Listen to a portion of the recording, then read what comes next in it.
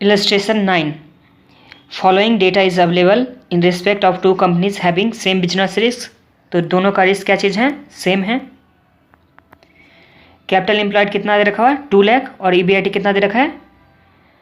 30,000. और सोर्स दे रखा है लेवरेज फॉर्म का दे रखा है, अनलेवरेज फॉर्म का दे रखा है. तो लेवरेज कंपनी के लिए डेप्ट कितना है? 1 लाख है. इक्विटी कितना है? 1 लाख है. अनलेवरेज के लिए टोटल क्या चीज़ है? इक्विटी ही है 2 lakh. Cost of equity leverage firm के लिए 20% और अनलेवरेज फॉर्म के लिए 12.5%. Investor is holding 15% share in unleverage firm. तो ये कहाँ पे होल्ड कर रहा है? इन्वेस्टर अनलेवरेज फॉर्म में होल्ड कर रहा है. अब ये क्या unleverage firm? Calculate increase in annual earning of investor if he switch holding from unleverage to leverage. मतलब यहाँ से लेवरेज में जा रहा है तो क्या चीज़ कितना इंक्रीज हो रहा है इसका अर्निंग, ये हम लोग को निकालना है. तो चलिए निकालते हैं. Illustration number 9. सम्स में क्या चीज़ दे रखा है? एक लेवरेज कंपनी और दूसरा क्या चीज़ है? अनलेवरेज कंपनी. लेवरेज कंपनी वो कंपनी होता है जहाँ पे डेप्ट और इक्विटी दोनों होता है, तो लेवरेज हो गया. अनलेवरेज मतलब वहाँ पे सिर्फ क्या चीज़ होगा? डेप्ट ही होगा. तो डेप्ट दे रखा हुआ है @ 10%. यहाँ 1 लाख का क्या चीज़ है? डेप्ट. और इक्विटी कितने का है? 1 लाख का. तो टोटल कितना दे रखा हुआ है? कैपिटल एम्प्लॉयड 2 लाख हो गया. यहाँ पे सिर्फ इक्विटी है. यहाँ सिर्फ इक्विटी कितने का? 2 लाख का दे रखा हुआ है. कॉस्ट ऑफ इक्विटी इसके लिए कितना परसेंट है? 20% और इसके लिए 12.5%. अनलेवरेज फॉर्म के लिए कॉस्ट ऑफ इक्विटी कितना दे रखा है? 12.5%. दोनों में क्या चीज़ और दे रखा है? EBIT. EBIT कितना दे रखा है? 30,000 इसमें भी होगा और 30,000 इसमें भी है. इन्वेस्टर होल्ड कर रहा है 15% ऑन अनलेवरेज फॉर्म. तो इसमें कितना इन्वेस्टर होल्ड कर रहा है? 15% शेयर इसमें शेयर होल्ड कर रहा है. 15% शेयर अनलेवरेज फॉर्म में होल्ड कर रहा है. तो ये हम लोग के पास इन्फॉर्मेशन है. तो इससे हम लोग सबसे पहले क्या निकालेंगे? वैल्यू ऑफ फॉर्म निकालेंगे. सबसे पहले क्या निकालना है? Value of form. तो वो कैसे निकालेंगे? ये लेवरेज फॉर्म के लिए, ये अनलेवरेज फॉर्म के लिए. तो EBIT कितना दे रखा है दोनों में? 30,000. यहाँ भी कितना दे रखा है? 30,000. माइनस क्या करेंगे? इंटरेस्ट. लेवरेज फॉर्म में इंटरेस्ट कितना हो जाएगा? 1 लाख का 10% तो 10,000. यहाँ पे नील. तो ये कितना आ गया? 20,000. यहाँ पे 30,000. इसको क्या बोलते हैं? NI बोलते हैं या आफेस बोलते हैं.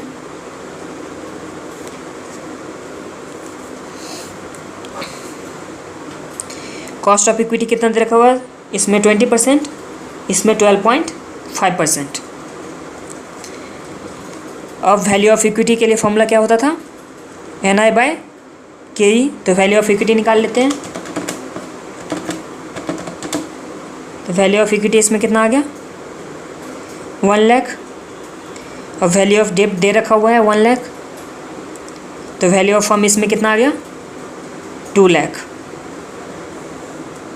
इसमें 30,000 डिवाइड बाई 12.5%. तो 2,40,000. तो वैल्यू ऑफ फॉर्म कितना हो गया? 2,40,000. क्योंकि डेब्ट तो है नहीं. तो अनलेवरेज फॉर्म का value of unleverage firm is greater than value of leverage firm. Value of unleverage firm is greater than value of leverage firm is less than value of unleverage firm. तो हम लोग किसका share cell करेंगे? इसका. यहाँ पे investor कितना investor hold करके रखा हुआ है? तो 15% होल्ड करके रहा है. तो 20,000 का 15% हम लोग क्या चीज़ कर देंगे? सेल कर देंगे.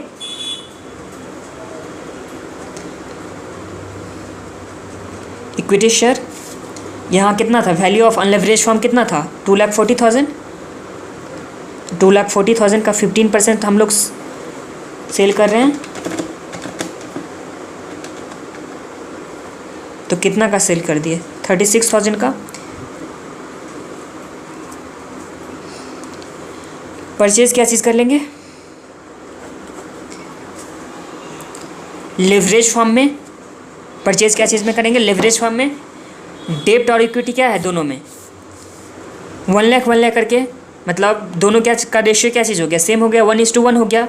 तो हम लोग 1:1 में क्या चीज़ करेंगे, परचेज कर लेंगे। तो इक्विटी कितना % परचेज करेंगे, 50% ऑफ ये 3,60,000 का, क्योंकि हम लोग के पास तो उतना ही है ना। और डेब्ट में कितना परचेज करेंगे, 50% ऑफ 36,000, तो ये 18,000 आ गया। ये दूसरा भी कितना आ गया, 18,000। तो हम लोग ये परचेज कर लिए हैं, अनलेवरेज कंपनी का सेल कर चुके हैं, क्योंकि अनलेवरेज कंपनी का वैल्यू क्या है, ज़्यादा है लेवरेज कंपनी से, तो इसलिए अनलेवरेज कंपनी के शेयर को सेल किए। तो 2,40,000 को का 15% सेल किए, तो कितना है 36,000। और परचेज कहाँ से किए हैं, लेवरेज कंपनी से किए हैं। किस रेशियो में, 1:1 में, क्योंकि डेब्ट और इक्विटी दोनों क्या था 1 लाख 1 लाख करके, तो इसलिए 1:1 में। तो 18,000 इक्विटी शेयर का परचेज किए, डेब्ट का कितना परचेज किए, 18,000। अब इनकम में देखते हैं, अगर हम लोग सेल नहीं किए रहते हैं अनलेवरेज कंपनी का, तो हम वहाँ पे इनकम कितना हुआ रहता है, इक्विटी से कितना हुआ रहता है इनकम, 36,000 का। रेट ऑफ इक्विटी क्या था, 12.5%।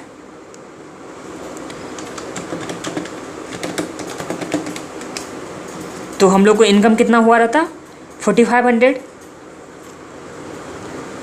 अनलेवरेज कंपनी में, लेवरेज कंपनी में कितना इनकम हुआ, इक्विटी 18,000 का है, तो 18,000 का 20%, कॉस्ट ऑफ इक्विटी तो 20% है ना। और डेब्ट कितना दे रखा हुआ है, 18,000 का डेब्ट का रेट कितना दे रखा हुआ है, 10%। तो यहाँ पे हम लोग को इनकम कितना हुआ, 1,800, और यहाँ पे कितना हुआ, 18,000 का 12.5%, 20%, 3,600। तो इस टाइम में हम लोग को इनकम कितना हुआ, 3,600 प्लस 1,800, तो इस तरह से हम लोग को इनकम कितना हुआ, 5,400। लेवरेज कंपनी में कितना इनकम हुआ, 5,400। अनलेवरेज में कितना हुआ था, 4,500। तो कितना एक्स्ट्रा इनकम हुआ, तो 5,400 माइनस 4,500, तो एक्स्ट्रा इनकम, इंक्रीमेंटल इनकम कितना हो गया, 900। इंक्रीमेंटल इनकम कितना हो गया, 900।